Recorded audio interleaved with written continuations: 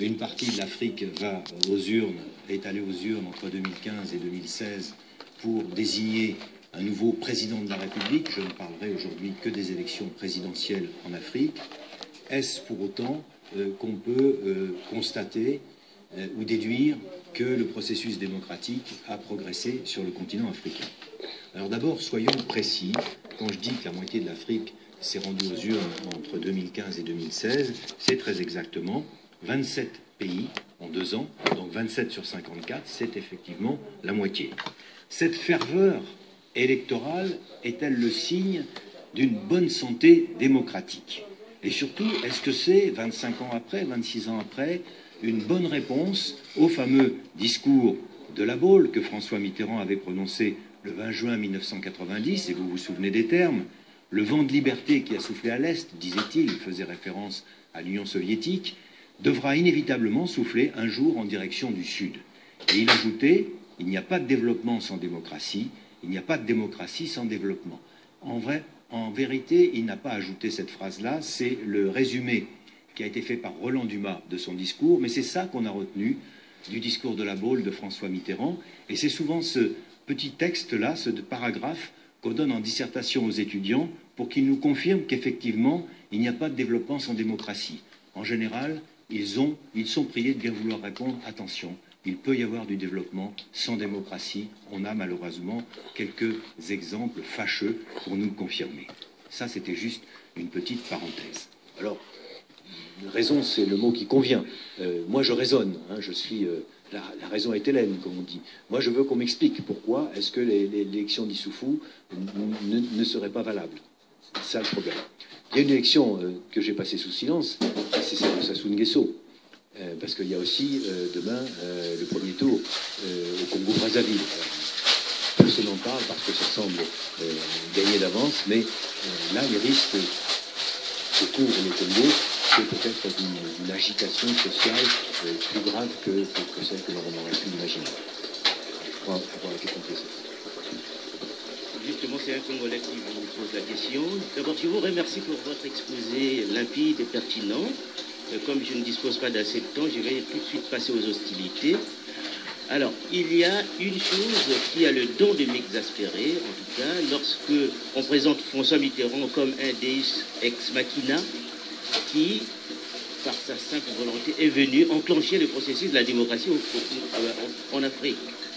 Mais non, il suffit seulement de voir comment les choses ont évolué à la fin des années 80. C'est la jeunesse africaine qui est descendue dans la rue pour secouer le cocotier. Et à partir de là, après, François Mitterrand a fait tout simplement œuvre d'opportuniste. François Mitterrand n'était pas plus enthousiaste vis-à-vis de la démocratie africaine qu'il l'a été par rapport au bouleversement des choses dans les pays de l'Est. Vous savez à quel point il a traîné un peu des pieds par rapport à la réunification. En Afrique noire, c'était aussi la même chose. C'était juste une stratégie, à mon avis, dilatoire.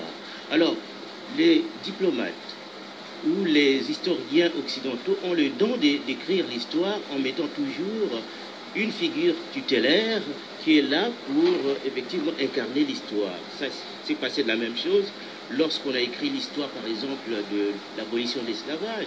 On vous parlera beaucoup de l'abbé Grégoire, on vous parlera beaucoup de Victor Schœlcher, mais on vous parlera peut-être pas des Africains ou des Noirs marrons. On vous parlera peut-être pas de Toussaint Louverture. Donc, à mon avis, on a essayé aussi de nous présenter la chose comme ça par rapport à François Mitterrand, qui a fait tout simplement la stratégie du poisson pilote, en un mot. Et puis, une autre chose, en ce qui concerne celui que vous présentez comme étant le journaliste qui a dit à Manuel Valls, parce qu'il n'a pas été élu, Ali Bongo, c'était pas un journaliste, c'était plus précisément Jérémy Ferrara, qui est un comédien, qui l'a dit On n'est pas couché le 16 janvier dernier. Donc, je vous en prie, il faut remettre aux peuples africains ce qui appartient aux peuples africains et aux comédiens ce qui appartient aux comédiens. Merci. Et à César ce qui est à César.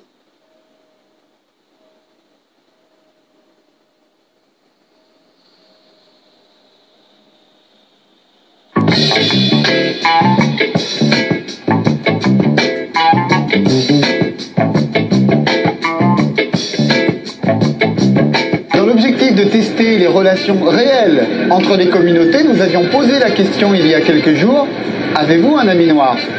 Aujourd'hui, nous sommes toujours en plein cœur de Paris et nous récidivons, nous allons poser la question, avez-vous un ami blanc? Bonjour Noémie, est-ce que vous avez des amis blancs?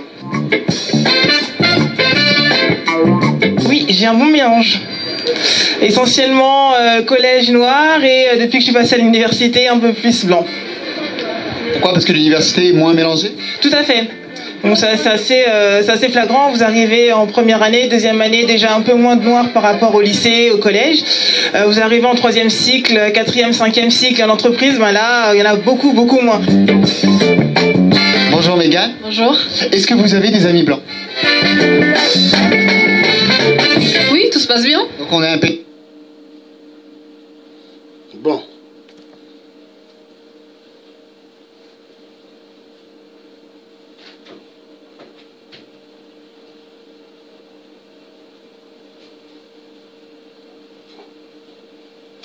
Ouais.